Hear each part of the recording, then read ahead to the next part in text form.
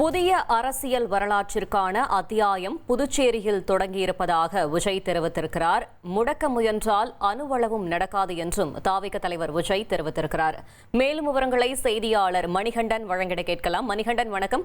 தாவிக தலைவர் விஜய் என்ன குறிப்பிட்டிருக்கிறார்? முழு தகவலை சொல்லுங்க. தமிழக கழக தலைவர் விஜய் 72 நாட்களுக்கு பிறகாக திறந்தவெளி மக்கள் பயணத்தை, அதுவும் அந்த பிரச்சார வாகனத்துல கரூர் சம்பவத்துக்கு பிறகாக இன்று புதுச்சேரியில துவங்கி இருக்கிறார். துவங்கி அந்த 13 நிமிட உரைக்கு பிறகாக அந்த கூட்டம் முடிந்திருக்கிறது.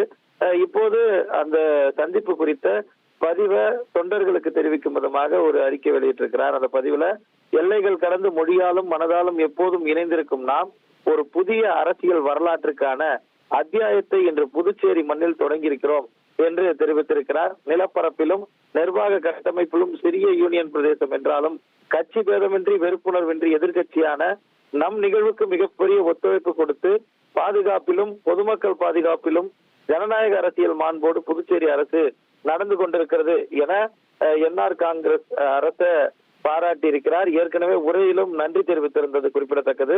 அந்த வகையில புதுச்சேரி அரசுக்கும் முதல்வர் அவர்களுக்கும் உள்துறை அமைச்சர், பொதுப்பணித்துறை அமைச்சர் மற்றும் புதுச்சேரி மாநில காவல்துறைக்கும் மனப்பூர்வமான நன்றி என தெரிவித்திருக்கிறார்.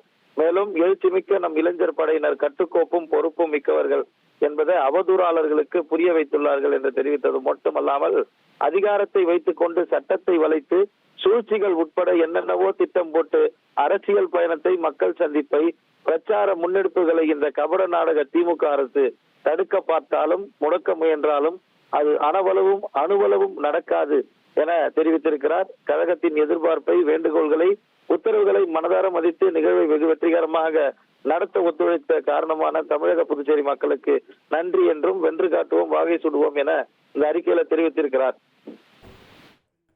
தகவல்களுக்கு நன்றி மணிகண்டன்.